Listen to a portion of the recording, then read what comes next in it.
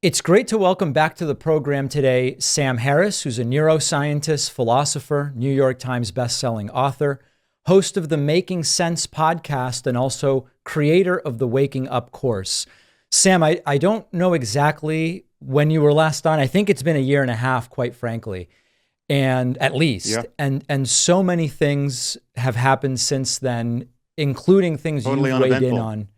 Yes, it's been a These quite years are quite eventful. so uneventful. Yes. It's amazing. Yeah. Just to start somewhere, I've mentioned to my audience before when they ask me about confronting this person or that person about X or Y issue, your sort of small fires framework that you've used on your program Right. about the complexities of even if we have actors who, be they bad faith or deliberately dishonest or uninformed, the ease with which one can confront them with the facts in the overarching 30,000-foot perspective. And they can very easily set a number of small fires by bringing up the Singapore study that maybe exists, maybe it doesn't, Mhm. maybe you've heard of it, maybe you haven't. Or what about that thing from Peru that happened, or this sort of thing. And if I understand correctly, this is part of the framework for which you have been disinclined to engage in some of those arguably worthy discussions on a number of different issues. Is this still your perspective? Is there more you can add to it? How do you see the discourse with those types of debates right now? Well, I think we have a responsibility to make any audience alert to this problem, right? There's a kind of a problem of asymmetric information warfare where it's much easier to make a mess than it is to clean it up, right? And this is just a principle of any debate, and whether you're formal or otherwise, and audiences don't tend to, they certainly go to, even if they're aware of it, they go to sleep to it, right? Because it's just in each case it's a bit of a conjuring trick, right? It's like seeing, like, if you go to a magic show, it's not actual magic, right? It's based on misdirection, and at some point the guy puts the rabbit in the hat, right? And you're not meant to see that, but the illusion works more or less all the time, unless presumably, unless you're a professional magician and you really can spot the trick. There's something analogous to that in many debates on topics of great interest and polarization. I mean, so you're alluding to some of the COVID debates, or the vaccine debates Yep. that I'm not inclined to have. Yeah, but the other problem is that it's rarely a matter of total falsehood or conscious lying on the part of the person you're talking to. I mean, there are half truths, or truths put, amplified in the wrong way or in the wrong context, that are genuinely misleading. And there's something more pernicious about the kernel of truth that is doing some mad work in an otherwise spurious argument. So like it is in fact true that vaccine injury is a thing, right? There's some people who have terrible responses to vaccines, not just COVID vaccines, any vaccine, Yep. however well tested and wise to take. And as a general matter, there are people who just can't take vaccines for a variety of reasons, and discover that sometimes by having gotten a vaccine and had a terrible response to it. So if you focus on if you try to deny the reality of vaccine injury, many people know that that can't possibly be true because they know someone who had some terrible response, right? So, and yet it's it's very easy to use the reality of vaccine injury in any conversation about COVID vaccines or any vaccine, the way someone like RFK Jr. would, to stoke fear that is in the aggregate quite irrational. If debates of the sort that you're opting not to do aren't an effective way of disabusing people of some of these notions, what is the framework or what are the tools that can be used if we agree that we would be better off as a society if fewer people believed some of this stuff?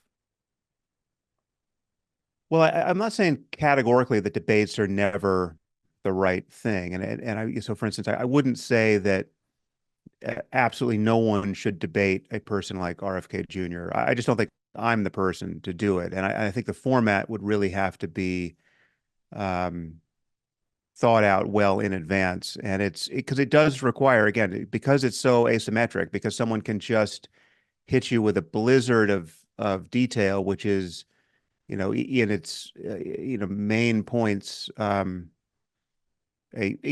proper conspiracy theory or fairly delusional, and yet will contain lots of misleading facts. You just have to you need to sort of fact check all that in advance, right? I mean, if you're going to just have 90 minutes of audio or video to showcase this conversation, you need to have agreed upon the let's say the sources that would be cited in advance, right? And so you need to have kind of pre-bunked those sources. You need to know what's wrong with the study that RFK Jr. referenced last time, right? And then you need to do all that work. And for me, it's not, I'm not an epidemiologist or a virologist or an immunologist. I mean, I'm not a relevant specialist in any of those areas. And I think it would take someone whose full-time job is to chase down all of those, bad references to do that adequately. Um, and that said, I think there are some people who you probably shouldn't quote platform, because to platform them is to dignify their side of the argument with much more credence than it should be, right? So that's the reason why I wouldn't tend to debate creationists in a in a Christian context, right? Like I've done that before, but a little of that goes a very long way. And to give people the idea that really debating the veracity of evolution at this point is a good use of time is in and of itself misleading about the nature of what we know about the universe. So I think you have to pick your battles here, and I think it entails much more than just flipping on the microphones on a popular podcast and letting things roll. I've been trying to think about how to open this next door that I want to go through with you. And I'll do it without naming anyone, and we can continue without naming anyone. Or if you decide there are people you want to talk about, that's fine, but I won't name anyone. Generally, what I'm curious in getting your thoughts on is, over the last several years, one could argue that there has been a breakdown of the so-called intellectual dark web. One could argue that there has been a role reversal of sorts in places where we maybe used to be able to find sanity and rationality where we no longer can. And some of us that are on the left, but not blindly accepting everything that comes out of the left, have to find new enclaves or places to look for that sanity or reason. How would you characterize the change that we've seen in the landscape that you inhabit over the last several years? And do you think that this is part of some bigger shift in the public discourse? Well, I think I should just acknowledge the kernels of truth that are there that are actually deranging many of the people we're not now naming. And the kernel of truth, which is just in plain view for everyone to see, is that something has happened in the last, let's call it 10 years, but most noticeably in the last 6 or so, to the left politically, mostly, and not only in the United States, but it's certainly most salient in the United States. And this, the most recent symptom of this were those congressional hearings with the college presidents who couldn't figure out how to say that calling for genocide against the Jews was a violation of their terms of service, Right. while we all know that even acknowledging that there are two sexes biologically was a violation just mere moments before that, right? Or being uncertain about whether academics should sign DEI pledges as a requirement for their employment. That was also a cancelable offense at our universities, right? So it's the hypocrisy there was galling to many of us, and it's unsustainable, right? It's a symptom of moral confusion and ideological capture in our mainstream institutions. It goes by the name of, it went by the name of political correctness, in the before times, but now it's wokeness, or a social justice hysteria, or an identitarian moral panic, or I've referred to it in by many of those terms.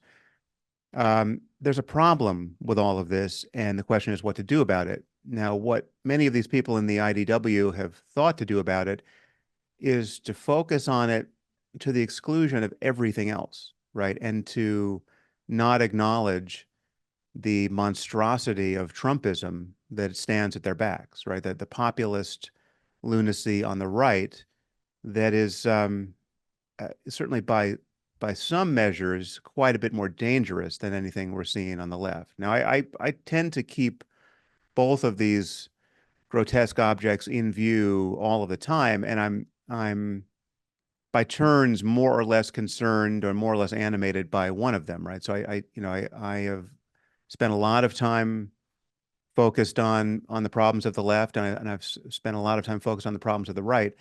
But the real failure, the moral and political failure of many of these people who I used to consider friends and colleagues, and with whom I've fallen out to one or another degree, professionally and even socially, is that they, for whatever reason, have decided that they can't chew gum and walk at the same time. They can't acknowledge the obvious pathology of having a sitting president who won't commit to a peaceful transfer of power and who pretends that an election is being stolen from him, even while trying actually to steal the election, right? They can't acknowledge any of that because they're so concerned about the ideological capture that has occurred on the left. They're so concerned about the derangement of the New York Times and the 1619 Project, say, and how ahistorical that was, or pick your example. And I just think that's a fallacy, and it is in itself dangerous and deranging of our public conversation.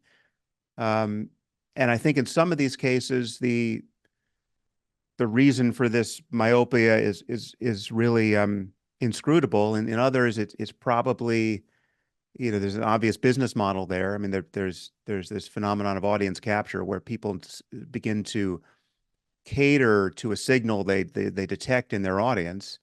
Viewers go up, subscriptions go up, something goes up, and they say, okay, well, my audience clearly wants more of that, and they become radicalized by their own audience. They notice that their audience is filled with vaccine skeptics, or Trump loyalists, or people who just want to talk about the trans issue in sports all the time, right? And um, they begin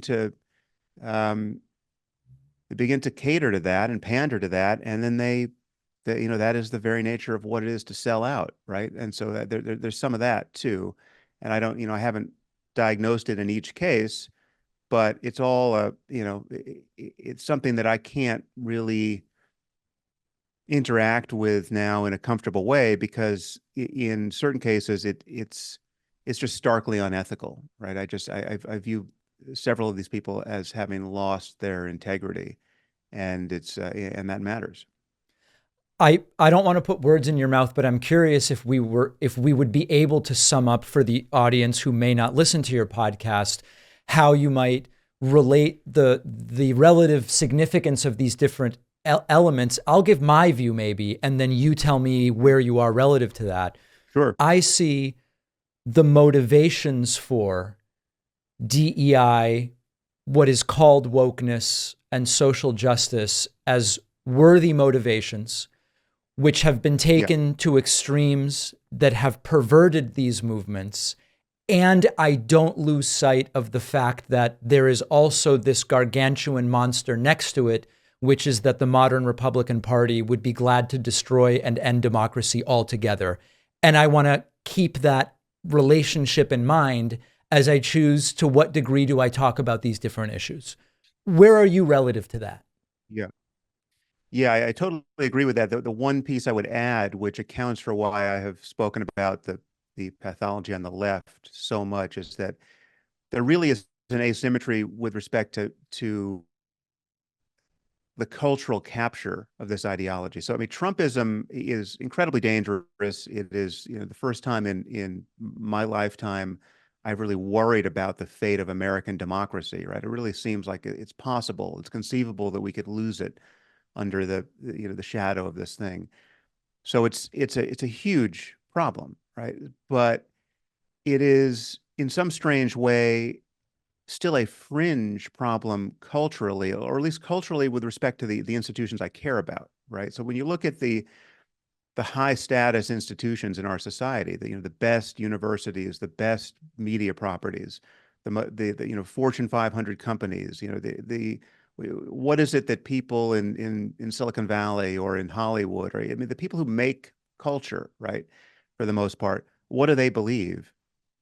It's not Trumpism, right? It's not that the election was stolen. It's not that, QAnon might be right about something, right? It's for the most part this far left, again, I would agree with you, at bottom well-intentioned or originally well-intentioned overreaction, and I would call it a moral panic around issues of inequality, or racial inequality in particular, but it's gender, it's sexuality, it's um, in some cases religious, right? I mean the way in which the we have seen this explosion of anti-Semitism correlate, very strangely with far left, disproportionately well-educated people and their beliefs about race, right? We've mapped on the racial experience of African Americans over the last 70 years onto the world and wrapped up Islamist goons and theocrats into that same blanket of tolerance and concern, right? So, the jihadists of the world are the African Americans who we need to worry about locally, right? For all of all of our wealth inequality and the disparities of educational attainment and health security and everything else, these same people who are focused on that somehow see what's happening in with Hamas as analogous to that, right? So there's a just a profound moral confusion about a global civilization that has occurred domestically in America, and it's actually been exported to much of the West, right? So this is also happening in London, right? Um, so there's just it's a mad tangle of, again, I would agree in many cases well-intentioned moral intuitions, but it's destabilizing and gaslighting and ultimately insane, specifically when you're talking about things like taking the side of Hamas in the current conflict in the Middle East. What do you make of the reaction from those on the left who say, it's not that we're taking the side of Hamas, it's that there is no consideration given to the 20, 30-year situation and circumstances in which Palestinians have lived, and we have to separate Hamas from Palestinians, and whatever Hamas did, whether I condemn it or not, it doesn't matter because Benjamin Netanyahu is going to press forward and do X, Y, Z. That sort of package of responses, which is almost like, it's a series of boxes that are checked often when speaking to some of these folks. Do you find that reaction is based in a good faith concern for the perceived oppressed, or do you think that that's based in something different altogether? Well, it is. It's based on a confusion or a disinclination to look at the reality on the ground in not just in Gaza, but in Muslim societies, the world over, right? And the radical core of Islam that is producing so much of this conflict. I mean, I would call it jihadism in its most pernicious form. And it's at bottom, it's something that doesn't have much to do or anything in principle to do with Israel, right? I mean, Israel is in a war against jihadists. I mean, Hamas is a jihadist organization, and Hezbollah is a jihadist organization, and Iran is effectively run by a jihadist government, whatever the actual sympathies of most Iranians at this moment, many of whom are certainly tired of living under theocrats. But this is the generic problem is jihadism. It's a specific ideology around religious conflict and holy war and martyrdom, and it is just much bigger than Israel, and it's much bigger than American foreign policy. And this is something I've banged on about in fits and starts for the last 20 years, ever since September 11th. And it's a problem that's not going away, right? It can seem to go away. We can certainly lose sight of it.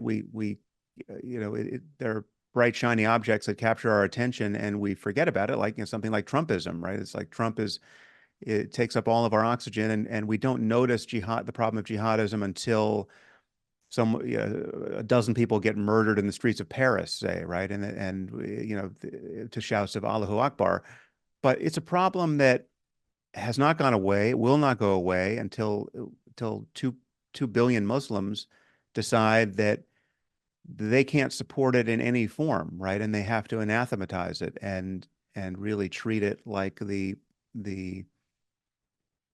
pathology that it is. And it just, I get one of the things to notice is that most victims of jihadism are Muslim, right? I mean, there's a continuous problem throughout the world in dozens of countries, and many of which are in Africa, where you just have jihadists killing their co-religionists over sectarian reasons, and again, murdering apostates and making life generally miserable for everybody.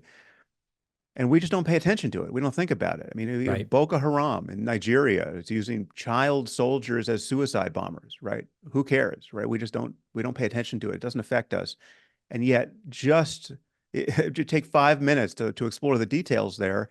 And it is a unimaginably it's an unimaginable type of violence, right? I mean, the suicide bombing itself should be unimaginable when you actually think of the details psychologically. Yep. But turning children into bombs, right? I mean, what planet are we on, right? And there's only one culture that does this, right? And it's the extreme variant of fundamentalism, to use a somewhat inappropriate term, but an American one, within the context of traditional Islamic societies. There is, I don't know how much you wade into this or want to, but there is a growing voice is it the Democratic Party? Is it the left? Is it wherever those two overlap, that Joe Biden will be punished in November because of his kind of fill in the blanks support for what Netanyahu is doing, providing of funding to Israel. Displeasure with Biden's role is the point I think that is being made. I, as someone who can understand why different folks might prefer less American involvement in the region, struggle to understand why one would stay home or vote for Trump in order to punish Joe Biden when it seems that the alternative is so much worse. In other words, I see that Trump has essentially taken the position of just kind of destroy Gaza. Who cares? I struggle to really believe that there's a significant contingent of this left that is going to take an action in November, whether it's not voting or voting for Trump. I don't know why they would do that. That would actually make the very problem they've identified worse by their own evaluation. Do you have a sense of whether this slice of the left as it currently stands really might do that in November in an election? Well, I don't. I mean, I would share your astonishment if they thought Trump were better on this particular issue. If this is their hobby horse, right? If support for Israel is the thing they want to erode, well, I mean, Trump, granted, he is an isolationist, but his support for Israel has been fairly reflexive, and despite a few hiccups he's had with Netanyahu, he's been much less critical of Netanyahu than Biden has been, or than any Democrat has been. So yeah, I wouldn't know what to expect of Trump in a second administration around Israel. I mean, I would assume he would support it, but the isolationist noises are at cross purposes with that. Um, I mean, I view him as a moral lunatic who really thinks only of himself. So it's hard to predict exactly what he would do. Um, but it's a I mean, I'm much more worried, frankly, that Biden will suffer an erosion of support for for other reasons on the kind of the opposite side of the political continuum, among independents and others who are worried about the southern border, for instance. I mean, you only need to Mm. see a few videos coming from the southern border and a few, arguably uncharitable framings of those videos by propagandists from the other side. I mean, you have someone like Tucker Carlson claiming that, like, look, this is Biden's policy, and then he'll show you people by the thousands coming into coming across the border without any sign that what, we know who they are, we can do anything about it. That I think a lot of people really care about, and especially in the aftermath of October 7th, right? The idea that we have a border that we just can't police, that we're not inclined to police, and millions of people are coming to the country, and we have no idea who they are, but we know at this point that they're not just Latin Americans looking for work; they're people from all over the world, and coming in here for who knows what purpose. You spin that up into a conspiracy theory or just just a un constrained fear of for the future. It's That's the issue I think he has to get a handle on more than signaling that it's daylight between him and Netanyahu, where I mean, there should be daylight between him and Netanyahu because I think Netanyahu is a fairly Trumpian and self-serving character at this point. He is somebody who is at least in part culpable for the problem Israel finds itself in. I want to switch gears a little bit and talk about artificial intelligence to some degree. I've done a few interviews on the issue, including with folks who believe stop it completely right now, moratorium. How that's imposed, I don't know. They don't usually say. Yeah, All the way to the other side, which is yes, we have to be careful, but we don't even fully understand yet the ways in which this is going to fill in the blanks about the way in which it's going to improve society for everybody, increase leisure time. I mean, it's a lot of the stuff we heard in 1900, which didn't happen, interestingly enough, that yeah. maybe now will, thanks to AI. I'd love to hear a little bit from you about where your perspective is on this. You've done a number of episodes about it, and I'm curious where you're landing right now on AI.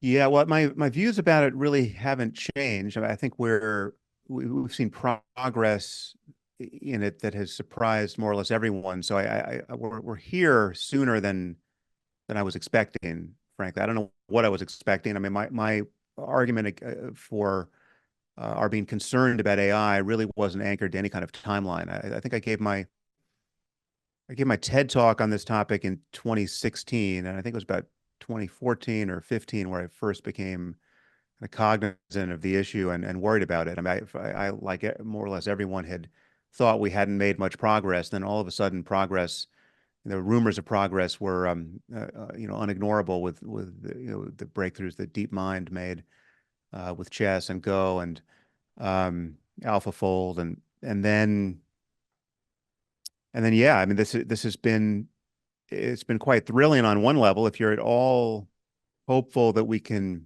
build this technology in a way that is safe, well, then it really does seem like we're on the cusp of solving lots of problems for which more intelligence is the solution. Um, so it could be the most useful labor-saving device ever invented. And then we just have to get our minds around what we do politically and economically around that, and the displacement of human labor that would be quickly following that.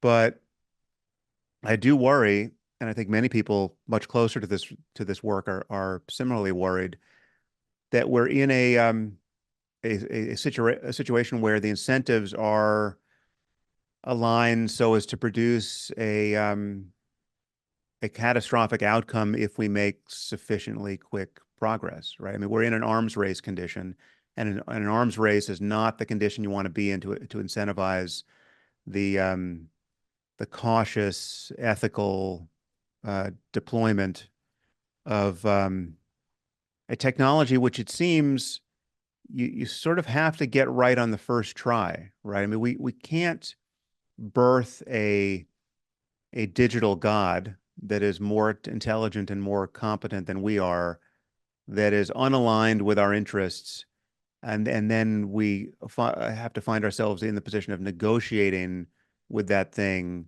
to become more aligned with our interests, right? I mean, the people who doubt that there's any real danger here, in my view, are people who are not taking the time to imagine what it will be like to have a system that really is general in its intelligence and superhuman in its intelligence. It will be superhuman by definition because all of our narrow intelligences are already superhuman. I mean, the calculator in your phone is better than you are at arithmetic.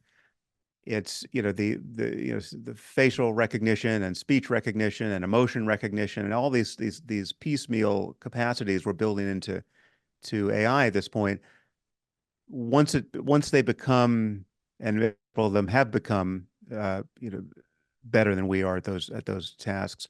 But anything that we actually deploy is going to be very quickly be at human level for about 5 minutes, and then it'll be superhuman, and it'll never be subhuman again, right? It's just like chess. Chess was not as good as you and me at one point. I don't know when that was, maybe in the 60s. And then it got better than the average person, but still not nearly as good as a grandmaster.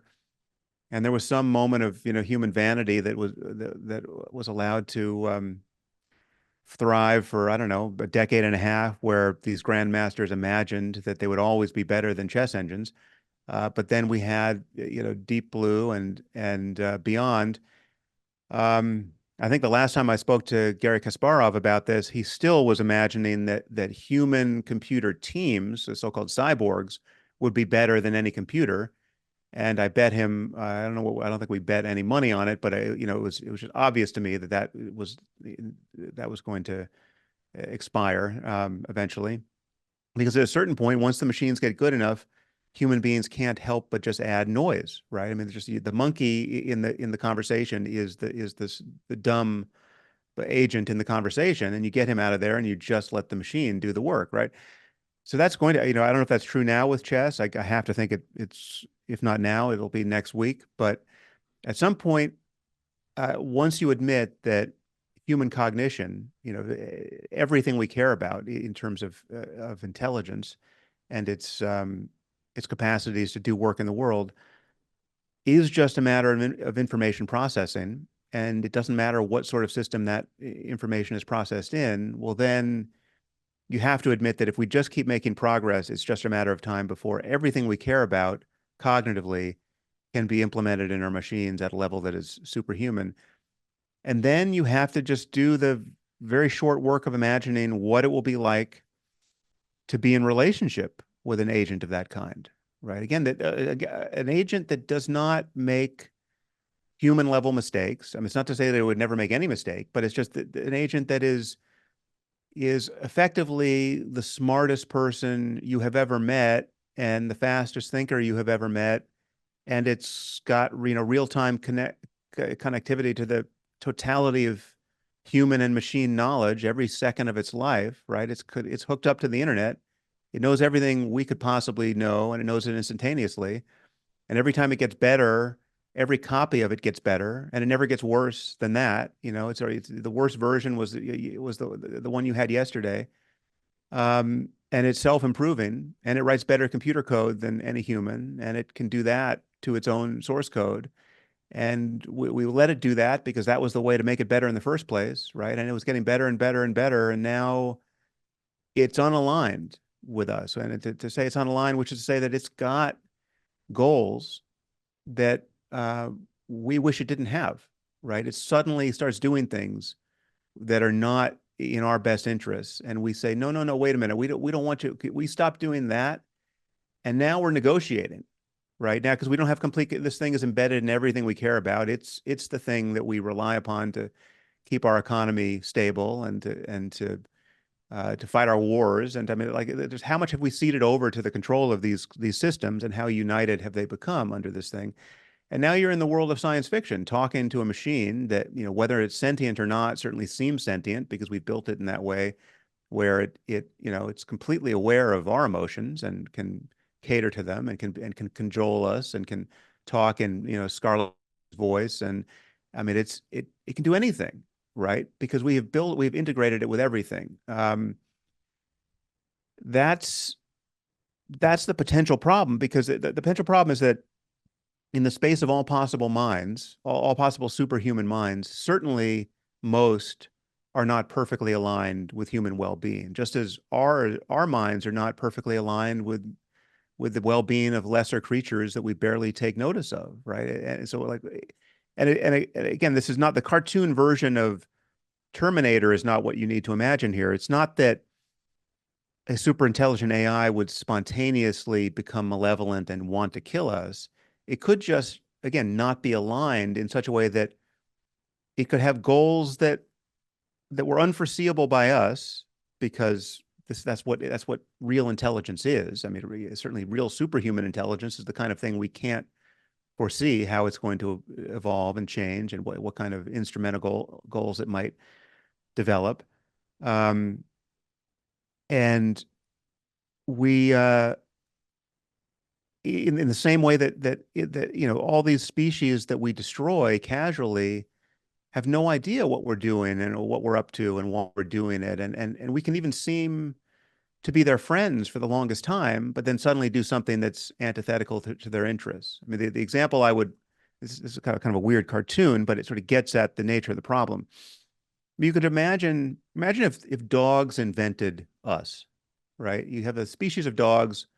They magically somehow give rise to us as their protector species. We're their super intelligent AIs.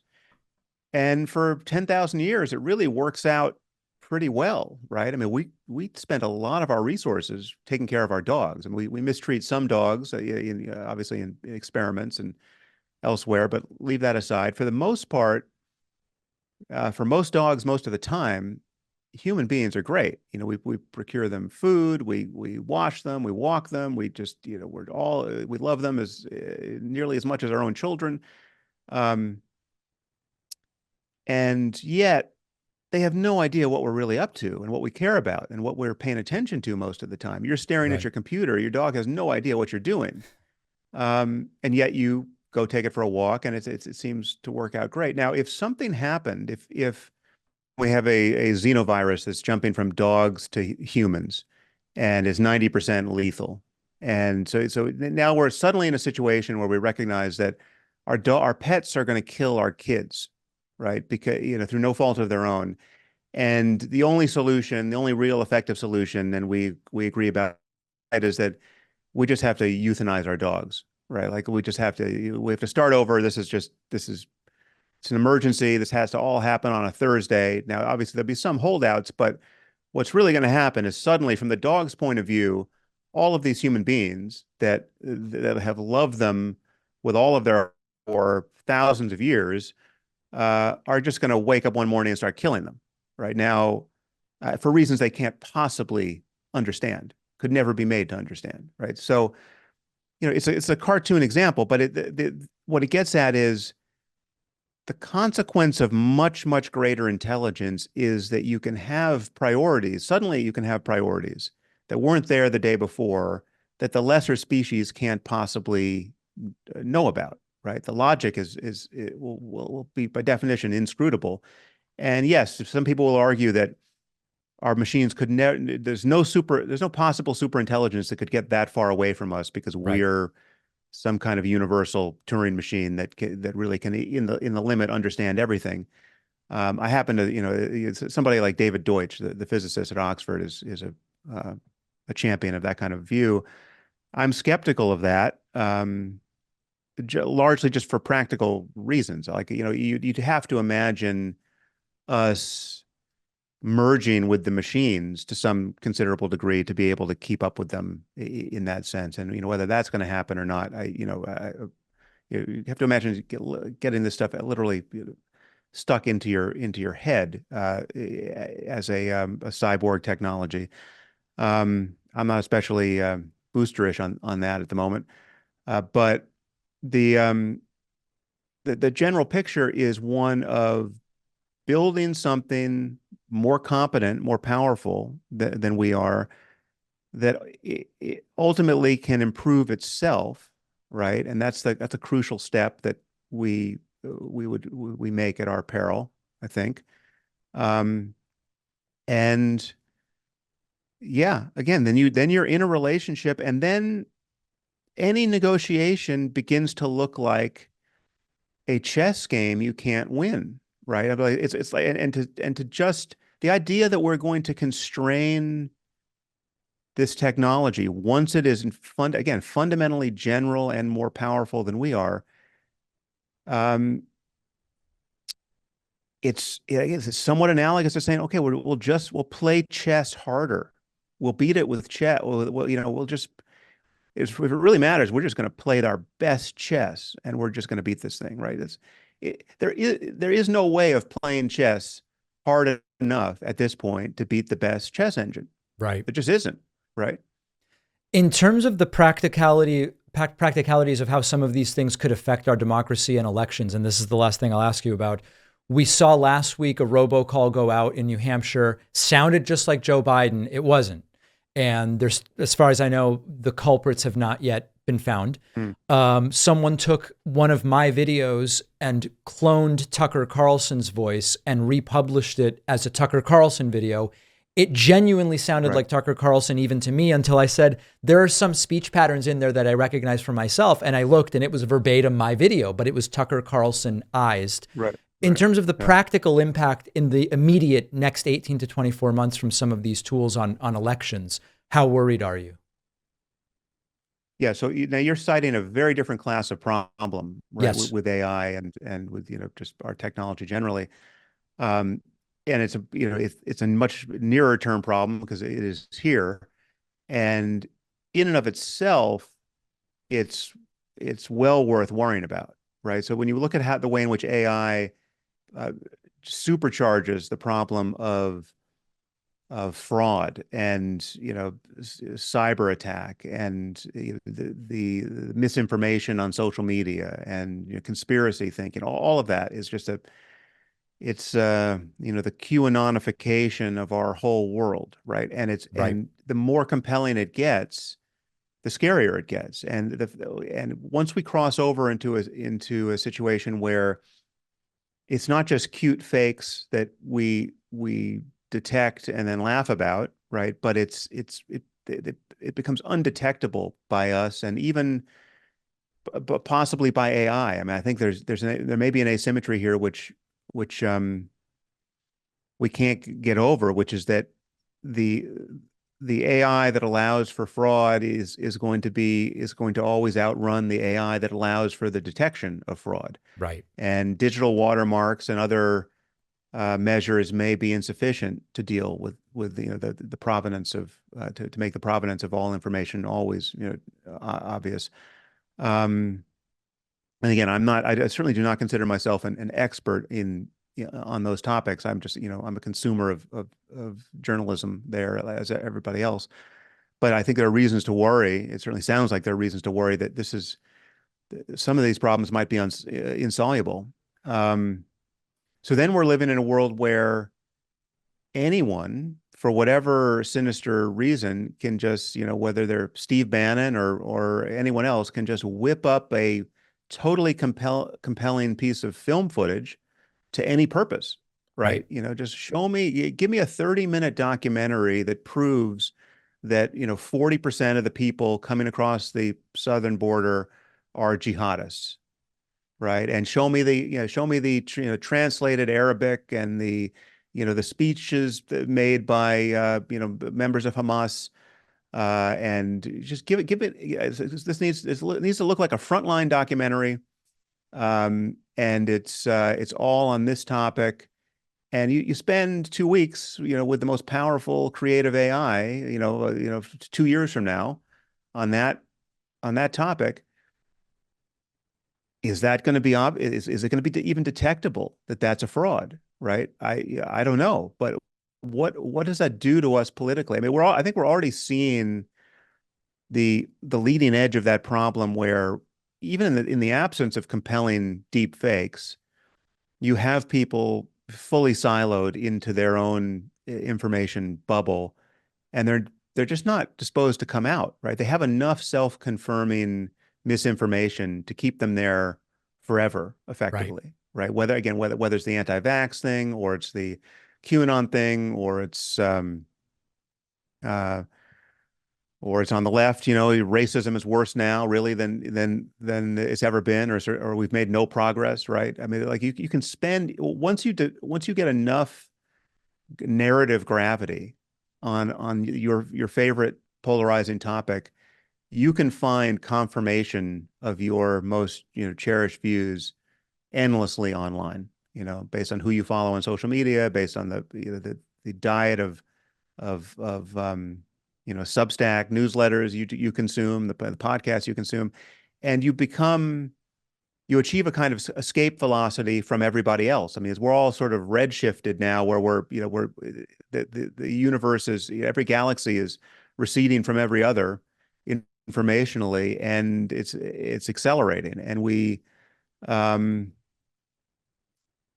I find some people now are effectively unreachable. I mean, maybe that's always been a problem. Maybe people were always unreachable, even when we just had, a manual printing press, right? But it all appears to be moving faster now, and it all appears to be, just I mean,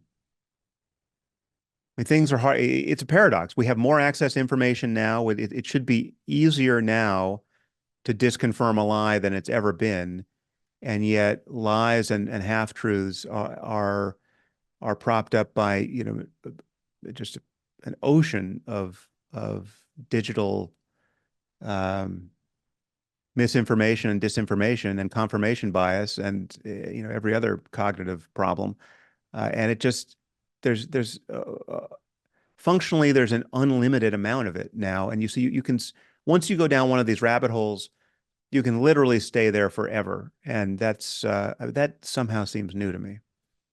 We've been speaking with neuroscientist Sam Harris, philosopher, New York Times bestselling author, and also host of the Making Sense podcast. Sam, really appreciate your time and your insights today. Yeah, nice to see you, David.